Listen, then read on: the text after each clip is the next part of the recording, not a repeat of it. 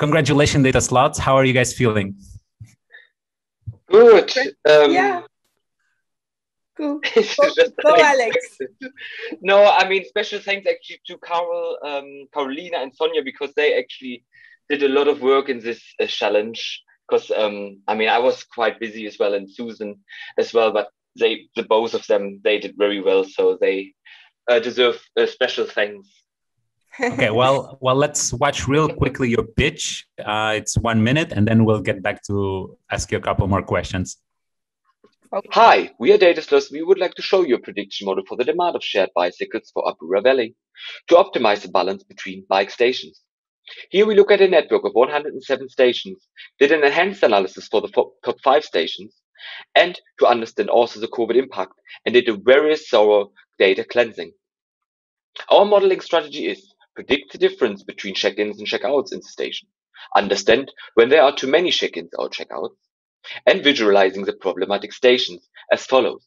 Here we use a traffic light system to identify transfer between stations, where yellow means transfer to a blue station and blue means transfers from a yellow station.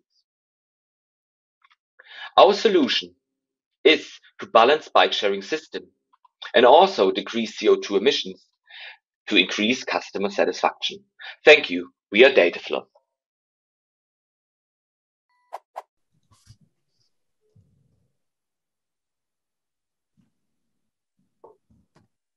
All right. That was the pitch from Data Sloths. Data Sloths, was it a hard challenge for you? How did it go? Actually, okay, let's complete the things that Alex told. It was not just two of us, actually. It was teamwork, and we did it all together. And without team, it's really not possible to accomplish, anything. So, and I really enjoy being in the team of Data Sloths, and it's really fun, and it's really, enjoying to do things together.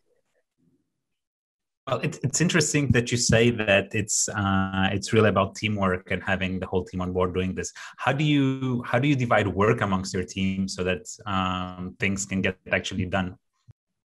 Actually, we have a very good organizer, let's say, which is our captain, Carolina, that always organize things and divide the task between us, and it really works. It's really, we have daily meeting in the morning from 7:30 until 8. Sometimes it takes a bit more because all of us, are working during the day.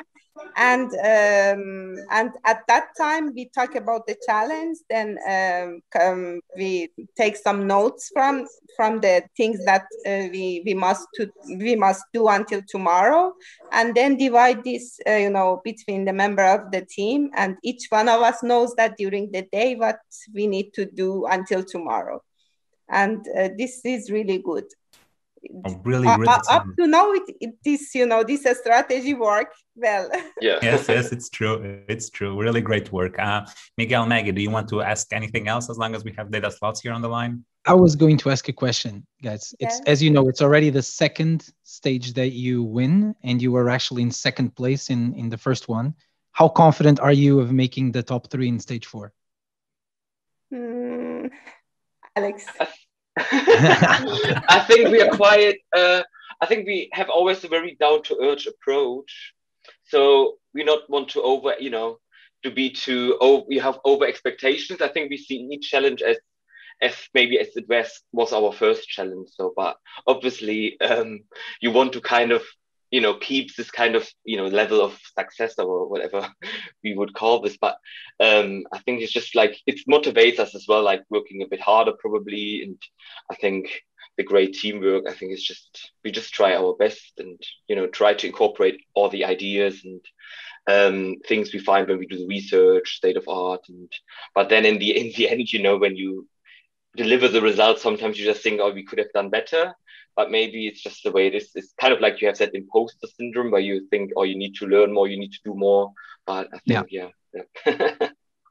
If you guys, I was going to ask you a question.